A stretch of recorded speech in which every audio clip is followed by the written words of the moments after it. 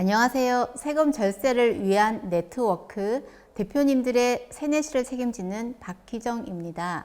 오늘은 법인 정관에 대해 가세현 전문가님과 함께 이야기 나눠보도록 하겠습니다. 안녕하세요. 안녕하세요. 세뇌시의 가세현입니다. 법인 대표님들이라면 처음 법인 설립 시에 다들 정관을 만드셨을 텐데요. 이 정관이 정확히 무엇인가요? 일단 사전적 정의로는 법인을 운영하기 위해서는 근본 규칙이 필요하며 이를 법인 정관이라고 합니다. 법인 내부에서 발생하는 모든 사항은 정관을 근거로 해결해야 되는데 법인의 자치법규라고도 할 수 있는 거죠.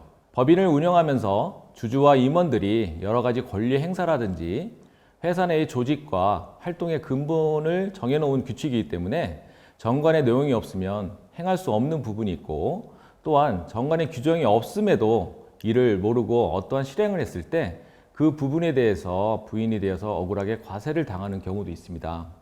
그렇기 때문에 회사의 정관은 자체적으로 그런 규정을 미리 만들어 놔야만 혜택을 볼 수 있는 거죠.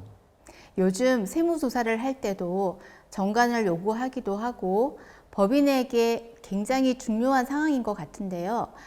처음 정관을 만들 때 신경을 많이 쓰셔야 하겠네요. 맞습니다. 정관은 법인을 설립할 때 설립 등기에 꼭 필요한 서류이고, 정관이 없으면 법인 설립이 안 되니까 정말 중요한 사항이겠죠. 법인 설립 시에는 설립에 필요한 사항만 포함된 정관을 사용하는 것이 일반적입니다. 그렇게 한번 만들어 놓은 정관은 또 그 이후에 다시 한번 확인해 본다거나 읽어보고 체크하는 분들이 거의 없으십니다. 그러다 보니 저도 대표님들을 뵙고 상담을 하면서 정관을 보여달라고 말씀을 드리면 이게 어디에 보관되어 있는지 모르시는 대표님들이 상당히 많습니다. 네, 그러면 그런 정관에는 어떤 내용이 기재되어야 하는 건가요? 네, 정관의 기재사항은 크게 세 가지가 있습니다. 첫째, 절대적 기재사항. 둘째, 상대적 기재사항. 셋째, 임의적 기재사항. 이 중에서 첫 번째 절대적 기재사항 먼저 설명을 드려보겠습니다. 절대라는 말에서 알 수 있듯이 이 절대적 기재사항은 원시정관에서 반드시 기재되어야 합니다. 이 절대적 기재사항은 정관의 1조부터 7조까지 항목이 있는데 이 중에 어느 한 개라도 빠질 시에는 정관 자체가 무효가 됩니다. 또한 이 7개 항목이 하나도 빠짐없이 등기부 등본에 표시가 되어야 하고요. 등기부 등본에 기재가 되는 상황이면 정말 중요하고 필수적인 상황일 것 같은데요.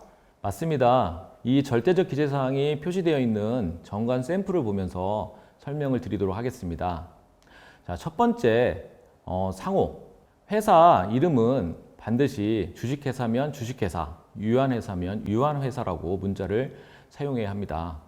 그리고 2조, 사업 목적, 업종이라고 보시면 되고요.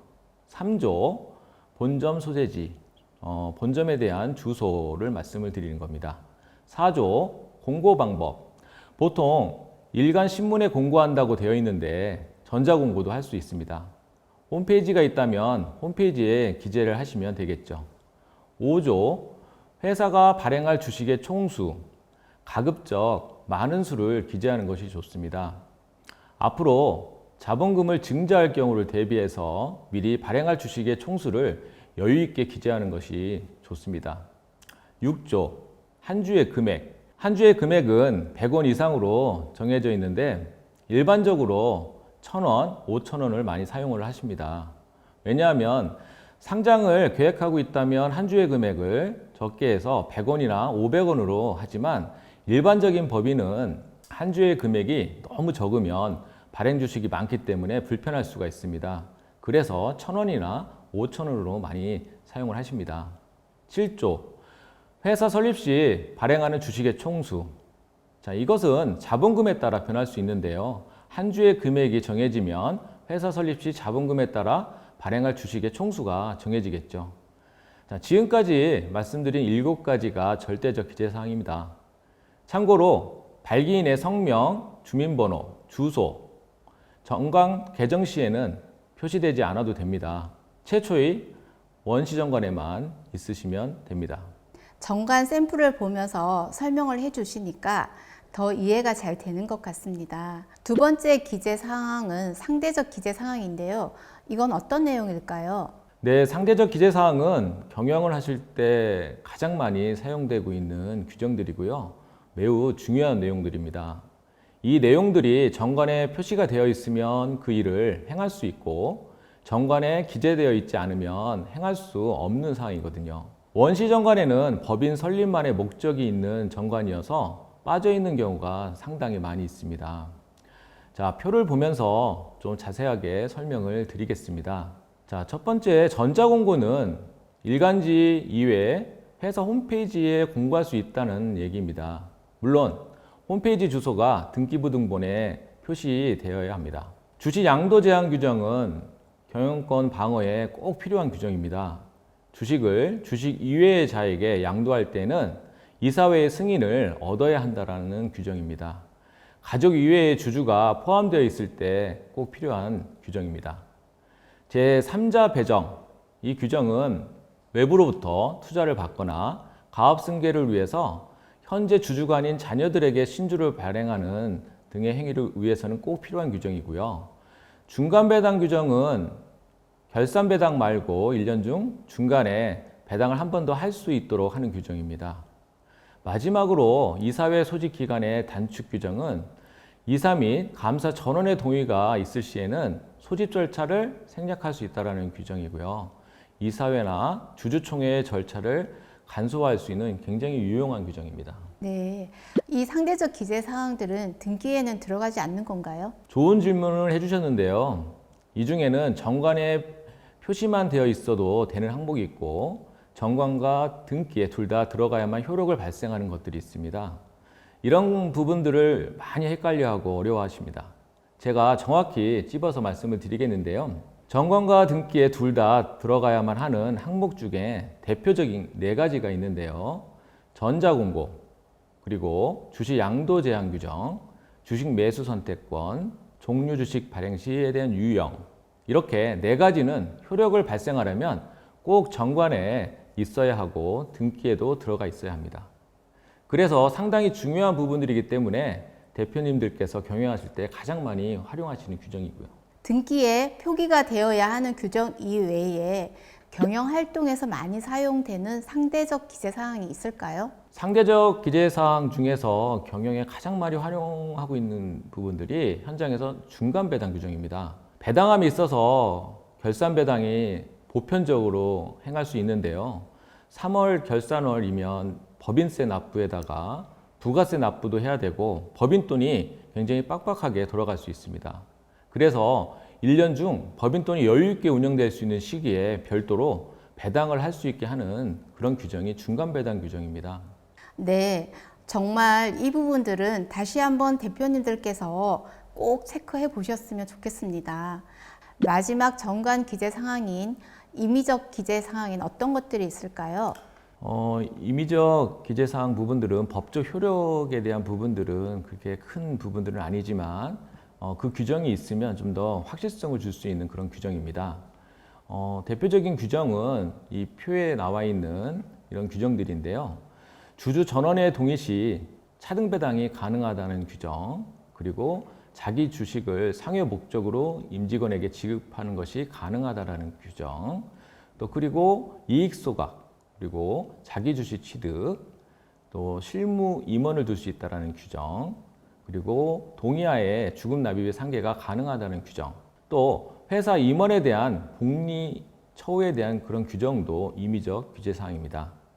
그리고 소규모 회사라는 건 여기에서 자본금 10억 미만의 회사를 의미하는데요. 그에서는 임원의 수를 1명 또는 2명으로 할 수 있다는 그런 규정, 이런 부분들이 임의적 기재사항의 대표적인 규정들입니다. 지금까지 들어보니 정관은 정말 쉽게 생각해서는 안 될 것 같은데요. 기업을 설립하고 시간이 지나면 정관도 그에 맞게 수정 보완을 하셔야 하잖아요. 그렇다면 정관을 수정하고 효력을 발생시키려면 어떻게 해야 하나요? 최초 원시정관은 발기인 전원의 기명 날인이 필요하고 또는 공증인의 인증을 받음으로써 효력이 생깁니다.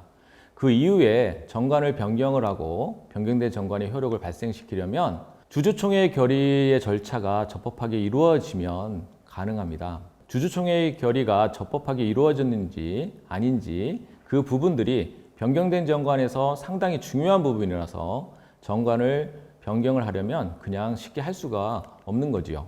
주주총회를 열어서 결의를 해야 되는데 주주총회에서도 일반 결의가 있고 특별 결의 그리고 특수 결의 이렇게 세 가지 결의가 있습니다. 그 중에 주주총회는 특별 결의 사항입니다. 특별 결의 사항이라는 건 발행 주식 총수 3분의 1 이상의 주주가 참가를 해서 출석한 주주의 3분의 2 이상이 찬성을 해야 하는 굉장히 어려운 결의죠. 정관이 중요하다 보니 변경을 하는 데 있어서도 특별 결의로만 변경이 가능하고 그만큼 정관이 중요하다는 부분을 강조해주는 상황이기도 합니다. 오늘 말씀을 들어보니 정관을 한번 만들고 방치하는 것이 아니라 주기적으로 들여다보고 관리를 해야 손해를 피할 수 있을 것 같습니다. 마지막으로 이 영상을 보고 계시는 법인 대표님들께 한 말씀 해주신다면 어떤 게 있을까요? 법인 정관을 처음에 만들어 놓은 뒤 방치하고 계신 대표님들이 정말 많을 거라고 생각이 됩니다. 왜냐하면 그 분야가 본인의 분야가 아니라고 또 생각하시는 대표님들도 있고요. 하지만 처음에 정관을 회사에 맞게 잘 만들어 놓은 것도 중요하지만 더 중요한 것은 유용하게 쓸 수 있는 규정으로 수정 보완하는 것입니다. 그래야 내부적으로는 임원 보수나 퇴직금, 배당 등을 통해 최대한의 이익을 만들 수 있고요. 외부적으로는 공격을 받았을 때 경영권 방어를 잘 할 수가 있습니다. 그리고 마지막으로 정관 개정에 있어서 부분 개정보다는 저희는 전면 개정을 권해드리고 있습니다. 왜냐하면 필요할 때마다 개정하는 것은 비용이 계속 발생을 하니 전면으로 개정하면 비용을 절약할 수 있기 때문입니다. 오늘 이 영상을 보신 대표님들만이라도 영상을 보시고 한번 정관 체크해 보시는 기회가 되셨으면 좋겠습니다. 오늘 영상이 도움이 되셨다면 구독, 좋아요, 알림 설정 그리고 주변 지인들에게 널리 알려주시길 부탁드립니다.